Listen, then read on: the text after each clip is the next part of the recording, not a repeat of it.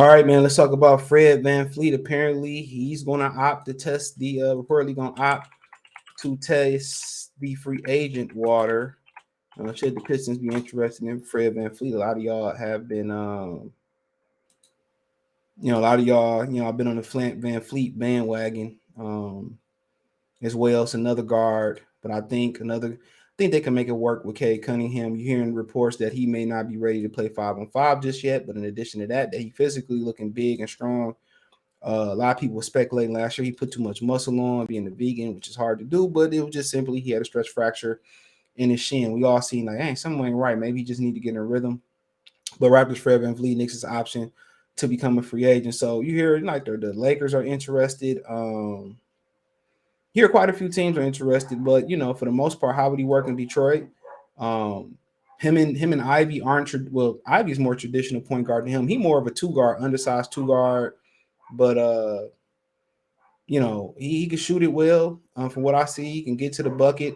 A little undersized, but playing next to Jay and Ivy, I mean, him and Ivy would be a small backcourt. Ivy's pretty big at 6'4", but I think Fred VanVleet, 5'11" or something like that. But I mean, where else? I mean, where would he go that could really fit?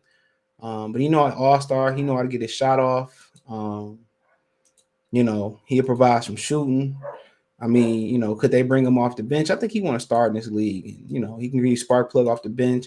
Just you come off the bench don't mean you can't start. But I think he want to be a perennial all-star every year. I mean, one of the teams that I think that they could use him, but I think they need a bigger wing is the Memphis Grizzlies, especially with Ja going to be out for a while, assuming he will be. But they all play defensive well. Maybe you can move Bang to the 3 or something like that. I don't know, but this is so guard heavy. It's a guard heavy league, bro. That's the crazy thing about it. It is a guard heavy league. So, but it says that in the first major domino free agency, Toronto Raptors All-Star guard Fred VanVleet has declined a $22.8 million player option, will become an unrestricted free agent in July. Source tell ESPN. VanVleet has not ruled out a new deal with the Raptors. Return sources said, but he becomes one of the most prominent guards in the marketplace and immediate target of teams with cap space and several contenders who welcome discussions and sign and trade scenarios with Toronto. Sources said there are teams with and without salary cap space who have the mechanicism to pursue VanVleet, who has consistently shown himself to be a lead guard with the capacity to impact the winning for the Raptors. There are several contending teams who discussed VanVleet trade during the deadline with the Raptors. Those conversations could be revisited in free agent. They can sign a trade. He's 29 years old, played an entire 7-year career with the Raptors, where he played an immense part in the franchise 2019 championship run. VanVleet averaged 19.3 points points in a career, 7.2 assists last season, ranking in top 10 assist to turnover ratio. So there you go. VanVleet has 625 point in 10 games last season, the most in the season by a Toronto player since my man's, your guy, Damien Stoudemire, 96-97 per ESPN stats and information resource. VanVleet ranked third in the NBA in steals, 1.8, first in deflections per game. According to ESPN stats and information, his standing in the Raptors' history has been impactful. He's one of the two players with Kyle Lowry to have 1,000 3-pointers. He is also one of two players in franchise single game record for points and assists, along with Wilt Chamberlain and the 76ers per ESPN stat information. Over the past 3 seasons, VanVleet has averaged 37.1 minutes a game, second in the most NBA, only behind his teammate Pascal Siakam. In fact, VanVleet led the NBA miles covered per game in each of the past 3 seasons per second spectrum tracking data. So he got a lot of miles on his body, but him and Ivy be interesting. That would be an interesting combo. So, but he real crafty too. I don't know what his height is, 6'1". So yeah, he cool. So they could work with him and Ivy. Ivy got to be a pit bull on the ball, Cade at the 3. But I think it's kind of like overkill though at this point. I think you really want to find a really good wing to go with those guys who could defend and catch a shooter, spread the floor. I think Sadiq Bey lacked in the defensive department.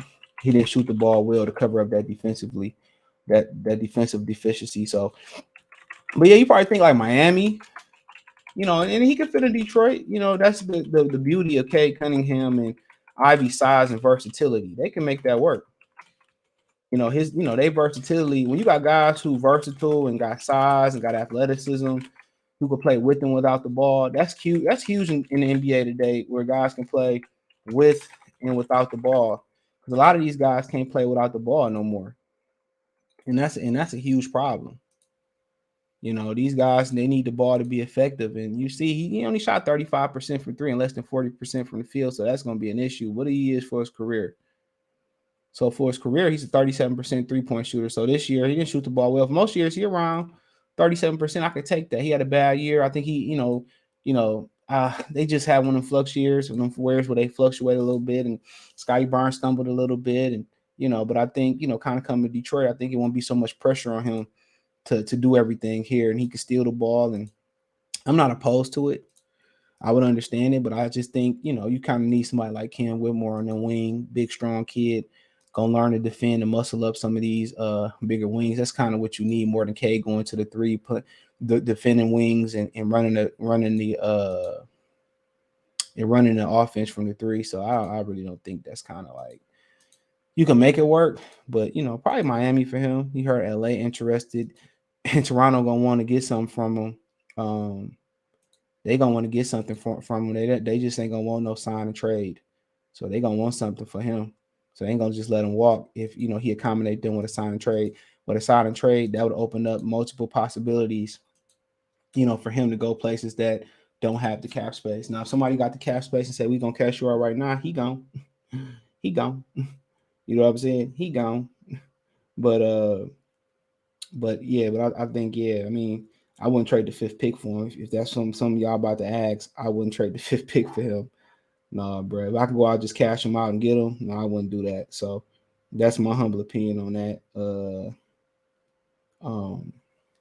But yeah, I think he's a good player. I think he want to go to a contender. You think about what like Miami, in LA, either or. Um, Jesus, man. How many contenders truly out there? You really don't. Boston, it might be a good fit for him. I like Brogdon though, but you just really don't be knowing, bro. Like in the NBA, dog, it ain't too many surprise teams that come out of nowhere. You know what I mean? It's just not. Here the Pelicans trying to move up for Scoot. They got enough firepower. But we'll see, man. I like VanVleet, man. I wish him nothing but the best. If he come to Detroit, I embrace him with open arms. I'm pretty sure you guys would too. Championship pedigree, by the way. But yeah, let me know what you girls and guys think. Check out Detroit Pistons Talk playlist. Thumbs up the video, share the video, subscribe to the channel. That subscribe button is the bell icon button. Hit all notifications, increase your chance, get notifications. We go live or drop a video financially. Want to support the channel? Cash App, $ CJ Good 313, Venmo CJ Good 313, PayPal link in description. Hit the link tree, find me everywhere. Peace.